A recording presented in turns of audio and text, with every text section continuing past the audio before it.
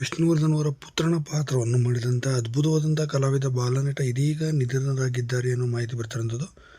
ಹಾಗೆ ಏನಾಗಿದೆ ಇವರಿಗೆ ಸಂಪೂರ್ಣ ಮಾಹಿತಿ ನಿಮಗೆ ಕೊಡ್ತೀನಿ. ಅದಕ್ಕೆ ಒಂದು ಚಾನಲ್ ಸಬ್ಸ್ಕ್ರೈಬ್ ಮಾಡಿಸ್ತಿದ್ರೆ ಕನ್ನಡದ ಸಾಕಷ್ಟು ಸಿನಿಮಾಗಳಲ್ಲಿ ಕೂಡ ಅಭಿನಯಿಸಿದಂತೆ ಇವರು ಕೇವಲ ವಿಷ್ಣುವರ್ಧನ್ ಮಾತ್ರ ಬರದೆ ಸುದೀಪ್ ಮತ್ತು ಉಪೇಂದ್ರ ಜೊತೆ ಕೂಡ ಅಭಿನಯ ಮಾಡಿದಂಥ ಅದ್ಭುತವಾದ ಕಲಾವಿದ ಕೇವಲ 33ನೇ ವಯಸ್ಸಿನಲ್ಲಿ ಇದೀಗ ನಿಧನರಾಗಿರುವಂಥದ್ದು. ಹಾಗಾದರೆ ಯಾರು ಈ ನಟ ಅಂತ ನೋಡ್ತಾ ಬಂದರೆ 1994ರಲ್ಲಿ ಬಂದಂಥ ಹಲೋ ಡ್ಯಾಡಿ ಸಿನಿಮಾದ ಬಾಲನಟನೇ ನಿತಿನ್ ಗೋಪಿ ಅವರೇ ಇದೀಗ ನಿಧನರಾಗಿರುವಂಥ ಕಲಾವಿದ ಅಂತಲೇ ಹೇಳ್ಬೋದು. ಸದ್ಯ 8ಕ್ಕೂ ಅಧಿಕ ಸಿನಿಮಾಗಳಲ್ಲಿ ಕೂಡ ಅಭಿನಯಿಸಿದಂಥ ಇವರು ತುಂಬಾ ಅದ್ಭುತವಾದ ಅಭಿನಯ ಕೂಡ ಮಾಡ್ತಿದ್ರು.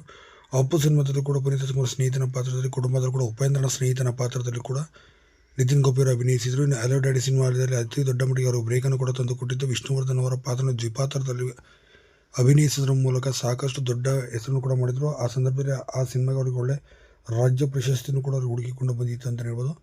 ಸದ್ಯ ಪತ್ನಿ ಮತ್ತು ಮಕ್ಕಳನ್ನು ಬಿಟ್ಟು ಹೃದಯಘಾತದಿಂದ ಇಂದು ಅಗಲಿದ್ದಾರೆ ಅನ್ನೋ ಮಾಹಿತಿ ಬರ್ತಿರೋಂಥದ್ದು.